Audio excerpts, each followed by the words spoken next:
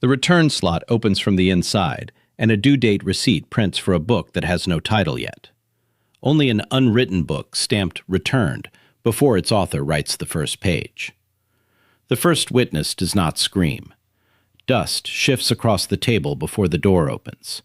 Someone laughs once, too quietly, then asks to leave without looking away. The first question is not what happened. It is why an unwritten book stamped returned before its author writes the first page already knows the witness. The safe explanation is radio bleed from another room. For almost 1 minute, that explanation works. Then the corrected copy changes first, and the room stops feeling like a place people can leave. A private memory becomes physical evidence in front of strangers. A staffer pockets the key, then cannot remember which door it opens. The archive can keep its labels.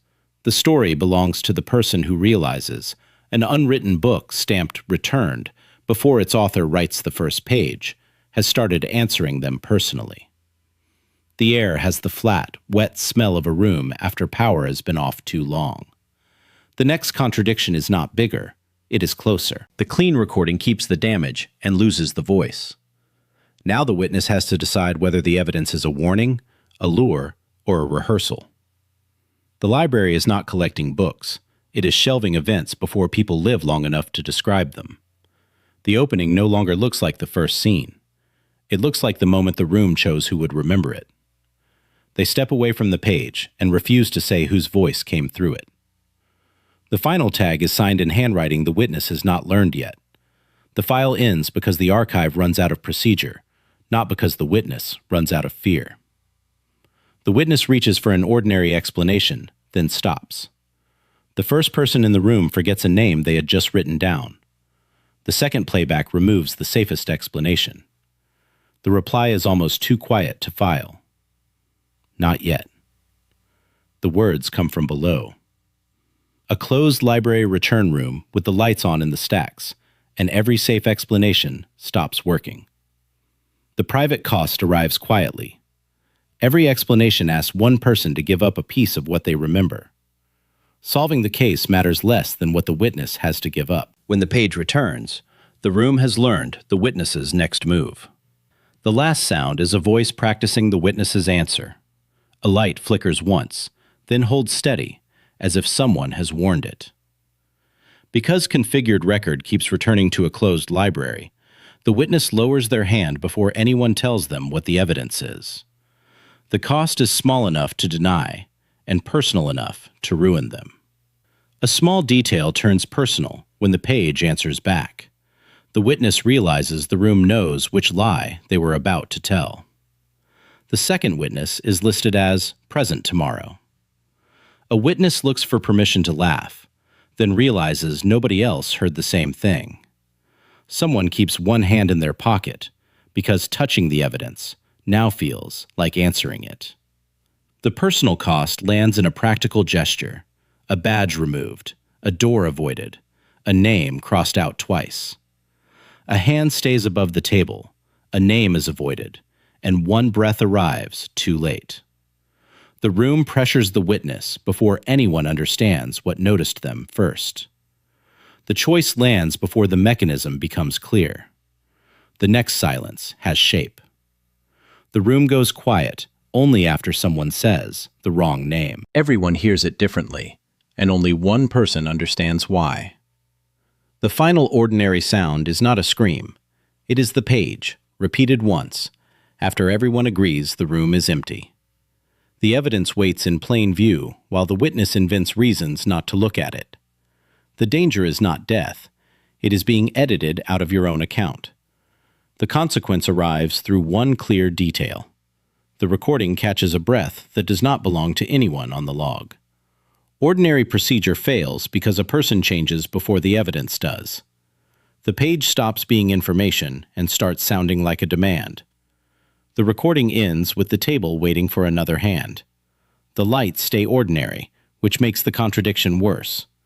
The evidence stops matching itself and starts matching the witness. Nobody can blame spectacle for what changed. The file tries to stay procedural, but someone has to choose whether to trust their memory or the object in front of them. That is where the horror leaves the object and enters the room. A rational explanation almost survives, a mislabeled intake file. Then the room remembers the witness before the witness enters, and someone in the room has to abandon the safest answer. The next proof is not louder.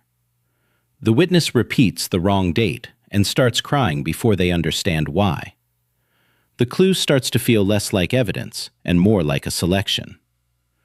A closed library return room with the lights on in the stacks holds the silence too long. Someone tries to laugh, then realizes the sound has already been filed somewhere else. The room does not become louder, it becomes more personal. Radio bleed from another room fails because the room remembers the witness before the witness enters. The last sound is a voice practicing the witness's answer. One more practical detail changes what the witness can trust. The evidence stays ordinary enough to touch, and that is why touching it feels like answering. The next proof belongs to a person, not a file. The horror keeps shrinking until it fits inside one remembered detail. The corrected copy changes first. A second silence arrives after the room should be safe. Battery failure almost explains it. Then the second witness is listed as present tomorrow. Keep the camera on the person who tries not to react. The page makes the room feel chosen instead of observed. The archive can seal evidence, but it cannot seal what the witness remembers next. A reflection arrives half a second before the person casting it. Someone has to choose whether to trust their memory or the object in front of them. The safest explanation breaks in a human place. A hand stops, a name disappears, and the page waits in plain view. No one in a closed library return room with the lights on in the stacks says the fear out loud. A witness misreading the tag still sounds useful until the second playback removes the safest explanation. Wait, did you hear that? The witness asks, and a closed library return room with the lights on in the stacks seems to hold its breath around the page. Who answers when nobody has spoken? The room gives the witness one more chance to deny it. The nearest person steps back like the evidence has recognized them. Then, the page answers with the detail they were hiding. What hurts is how ordinary the evidence remains. The witness understands that touching it would feel like agreement. The file can call it a discrepancy, but the witness has already changed.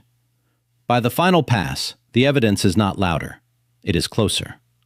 The room remembers the witness before the witness enters stay with the witness after the obvious explanation fails. A witness misreading the tag fails because the second playback removes the safest explanation. The witness lowers their hand before anyone tells them what the evidence is. The timestamp clicks forward in a room where every clock has been unplugged. The clean recording keeps the damage and loses the voice. "Don't touch it," someone says when the page answers out of turn. But the warning arrives one breath too late. "Please don't make me answer it," the witness whispers. But the page rings once from inside a closed library return room with the lights on in the stacks. Why does it know their voice? "That isn't me," the witness says. Then the playback uses the same panic, half a second early. "Open the door." The words come from the page, soft and patient. What door is it talking about? "If it says my name again, I'm leaving," someone whispers. It says the name again. "Don't answer it." A second silence arrives after the room should be safe. Radio bleed from another room almost explains it. Then the last sound is a voice practicing the witness's answer.